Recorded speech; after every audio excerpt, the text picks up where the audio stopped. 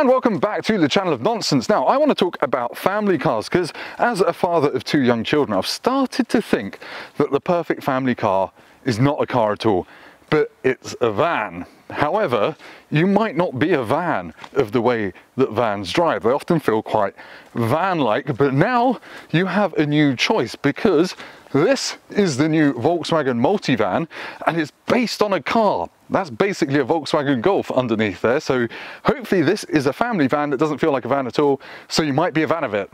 Have I said van enough times? Anyway, let's go for a walk around, take it for a drive and see if this could be your next family van, car, ven. Anyway, let's go.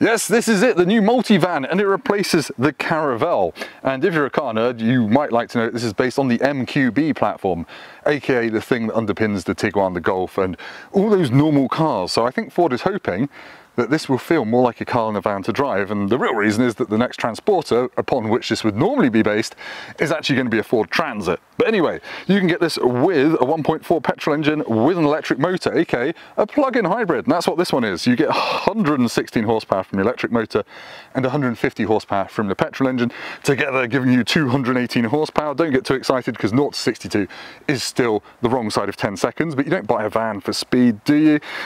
Yeah, it's got a 10.4 kilowatt hour battery under the flat floor, and it will go 31 miles on a charge and up to 70 miles an hour on EV power alone. It's got a 6-speed automatic gearbox. If you get the regular ones, they get an 8-speed automatic, and speaking of the regular ones, you can get this with a 1.5 litre petrol engine with 136 horsepower and a 2 litre petrol engine with 204 horsepower, and there's a 150 horsepower diesel coming later in the middle of 2022. They're all front wheel drive.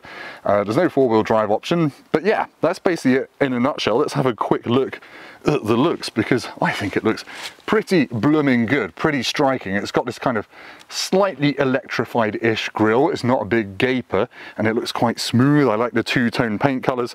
It just looks quite handsome. It gets LED IQ matrix lights. I think they're an option, but they're basically very clever LED headlights that can block out oncoming cars so you don't dazzle them, but you can keep your main beam on longer than normal. It's got this huge grille that we've talked about, and we should probably talk about the size of it, because in some respects it's bigger than the Caravelle it replaces. In some respects it's smaller, so it's actually not as tall, because people that own Caravelles will know they don't always fit in small underground car parks, and this one should, because it's 8 centimeters lower. So it's 1.9 meters tall. It's 4.97 meters long. There is a long version which is 5.17 meters long, but it's not a longer wheelbase. They've just added a bit on the back, an extra rear overhang to give you more boot space. So there we go, it is a little bit bigger. Right, let's hop around the side. I'll show you the pertinent bits and bobs. Yummy orange. This trim level I think is called Energetic. It's got a permanently excited electric motor, by the way, in case you're wondering, like your dog that found your Viagra stash. There is the plug for plugging it in, and that's pretty much it. You've got sliding doors on each side which are electrically operated. Let's have a quick squiz at its rump. I think it looks quite nice, quite sporty almost, because look, it's got a roof spoiler. Yeah, I mean, as far as vans go, I think this looks the most car-like and the coolest. I guess it's almost replacing the old Volkswagen Charan.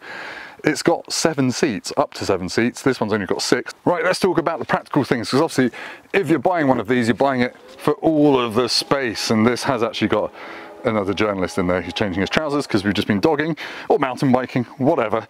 So the boot's 469 litres, which doesn't sound absolutely massive, but obviously you can move the seats back and forth on the runners that you can see in there, and if you take the seats out, which you can do, and they are 23 kilos or 29 kilos depending on how you spec the seats, so they're 25% lighter than before. So you can obviously take the seats out and turn it into a van, and it's something like 1844 litres of space. Basically a lot of space. But anyway, enough chat about that. I'm going to get Phil to hold my camera and show you the interior, which is quite interesting. might be overstating it. Right, the whole point of buying a van type thing is to have loads more interior space for your kids and dead people, whatever you like to carry around. And so the space in here is really flexible. You can have up to 7 seats. There is no rear bench anymore. They're all these individual seats, which, as I said, you can basically unbolt, pick up and plonk there. So you can have 3 seats across the back. You can pop these armrests off using these little buttons, he says. And I don't know where you store them. It's kind of like an Android's prosthesis, but there we go. And then you can have 3 seats in the back, and it's quite cool. You can slide them forward and backwards, fold them down flat like this. If you're not using all of them, then you've got cup holders and a table. And what is really clever is that you can spec these seats to be heated. So there's electricity running through these silver rails on the left and right side of the car, like a Scalextric. So you can get heated seats that you can pop in and out. I think it's really clever. I don't think anyone else does that. The other cool thing back here is obviously this massive panoramic sunroof, which I'll show you in a cutaway so Phil doesn't have to point the camera upwards and ruin the exposure. But that makes it feel really light and airy in here, and it's really cool. There's also this, which is a movable table, which if I press this button goes up and then tables come out and things like that. It's really quite cool. It's got cup holders, and again it can go all the way forwards now because there's no manual gearbox options. They've not had to put space for a manual gearbox in, and there's no manual handbrake, so this can be a center console up front as well. It's really quite clever, and it can go back and forth, so you can put things in it and slide sweets back to your children, not on the move, because that would be against all German TV regulations. But anyway, big, cool, practical space. It feels posh enough back here. I've got cup holders in the doors. I think it's 4 USBs dotted around. I love it. I would love to have one of these for my kids because they wouldn't be able to kick the back of the seat from all the way back there. And I probably wouldn't be able to hear them scream either when I'm driving, so win-win. Anyway, let's go up front and I'll show you the drivey cabiny bit. Really, it's up front where this feels more like a car than a van because it's based on that MQB platform.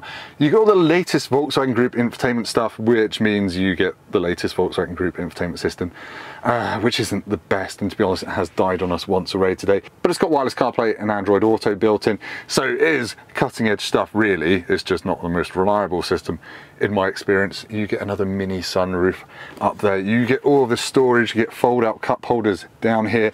That's the gear selector on the dashboard. As I said, it's automatic only.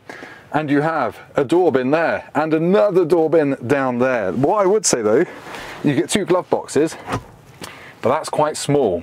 Don't know if you can see in there, you probably can't. Yeah, that glove box isn't very big, and this glove box also isn't very big. So yeah, you haven't got loads of traditional storage, but you've got door bins and loads of space really. I'm just nitpicking. There's a wireless charging mat in the darkness down there. Another benefit of being on the latest Volkswagen Group platform is you get lots of driver assistance systems like lane keeping assist and adaptive cruise control, which can work together in what Volkswagen calls I.Q, capital letters, drive travel assistant, which is semi-autonomous driving on motorways from 0 to 70 miles an hour, and it can keep you in your lane and change speeds based on the speed limits, etc, etc. There's also trailer assist. If you want to hitch up a trailer, it will show you on there which way to steer so you don't jackknife and to get into spaces that you need to get into. And it's all pretty familiar if you've had an up-to-date Volkswagen Group car. It's just nice that it's in a van now. Oh, also these front seats, you can get massage ones. That's quite nice, quite fancy and more comfortable. Right, that's enough boring nonsense about the interior of the Multivan, and I've said van too many times in this review, so I'm going to try to do the driving bit without saying van, but I can't think of a synonym for it. Metal cargo box on wheels. Anyway, let's go. Right, it's time to leave my Hunding lay-by and go for a drive in the new Volkswagen Multivan. Foot on the brake, hit the start button, and nothing happens because it's the hybrid. It bongs at you to tell you that it's ready. Down into D, and off we go. The first thing that strikes you is it still feels like a van. You still feel high up. You've still got big mirrors and a bonnet that you can't really see the end of. View out the back's good because you've got a big square window back there. And I feel like this is pretty light and airy and easy to place on the road if we're being nerdy. Now, one thing I would say is that it's obviously not that quick. Despite having 350 Newton meters of torque in this hybrid one, and a 0 to 62 time over 11.6 seconds it's briskish when you put your foot down, but away from a standstill, it's just not very fast. And then when the engine kicks in, it's quite a thrashy, revvy little thing, that 1.4, and it doesn't feel quite right in a van. Now, the ride, it is much better than in other vans. However, in this hybrid one, you do sense the mass of that battery pack under the floor.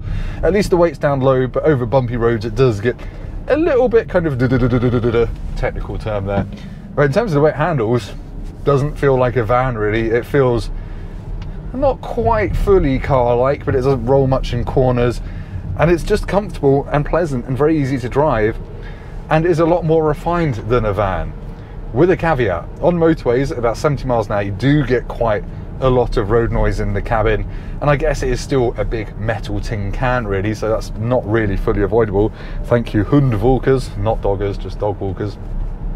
So yeah, I'm impressed with this, and as a family thing, as an option to replace a family car, this could fit into your life really easily. You've got all the latest infotainment tech. I've got a head-up display in what's apparently a van. I love that. I mean, it's just really easy to get on with.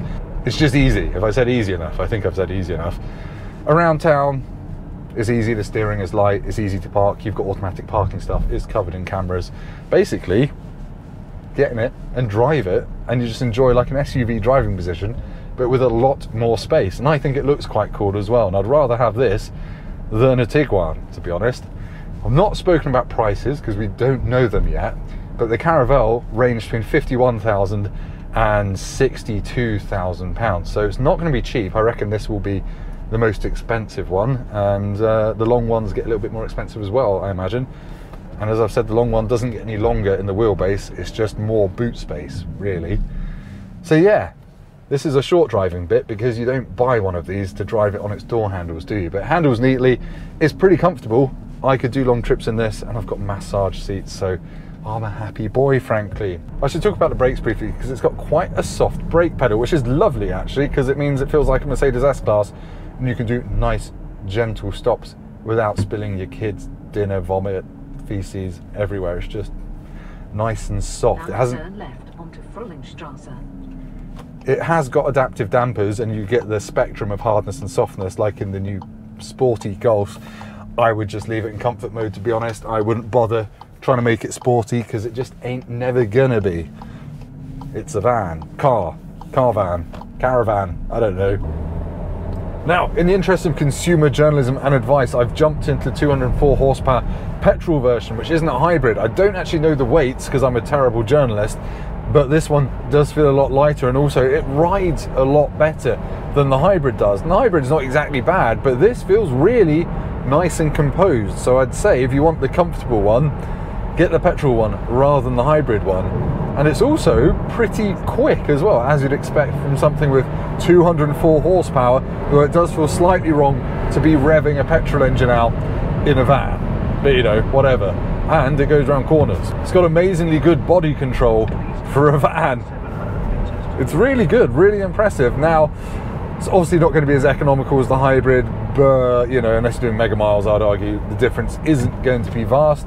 But if you can charge the hybrid at home and you live in town and you mostly do city driving, then go for the hybrid. But otherwise, the petrol would be my pick. I think lots of people will buy the diesel, but it's only 150 horsepower, and it's not going to be on sale for another 6 months or so. So in short, I'm pretty impressed by how this feels. It doesn't feel as van-like as you might expect. It doesn't fully feel like a car, but it's pretty damn close, and I would much rather have this than one of the old van-based Caravelles, certainly for day-to-day living. Anyway, that's enough waffle about how they drive. Back to you, Tim, for a slightly soggy outro. Right, I just want to jump in here and show you some of the colours that you can get on the Multivan. So this is the one you've probably seen in all the press photos. It's silver and orange two-tone. The sun's gone in a bit now, but when it's sunny, this orange really pops. You can get pure orange. Lovely. You can get this white and blue, which I think looks good on the configurator, but looks a little bit like an airport shuttle in person. And then there's silver as well. And then there is plain red and plain blue over there. So it's quite a colourful thing. Volkswagen usually does give cool colour options on its vans, and the Multivan is no different. So, oh look, it's my airport taxi.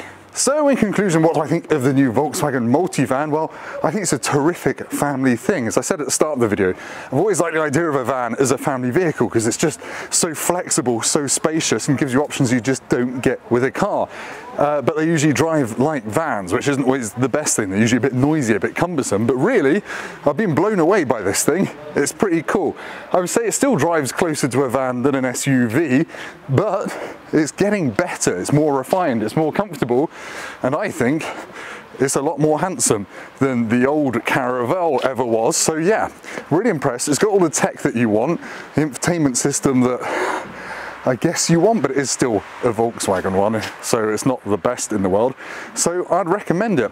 Obviously it's not cheap, £52,000 for the outgoing one. I reckon this will be a little bit more, but I mean, for the amount of space you're getting and the efficiency in the hybrid one, it's pretty cool. Now I would say that the petrol one rides better than the hybrid, so if you want comfort for long distances, go with the petrol one. Anyway, hopefully that was helpful if you're considering one of these. If it was, hit like. If it wasn't and you're just watching it because you like seeing vans, then hit like as well. And if it was rubbish, also hit like. Thank you for watching. Please subscribe and leave me a comment calling me a currywurst, and I'll see you next time when I won't be standing outside some kind of weird German vineyard thing in the rain. Goodbye.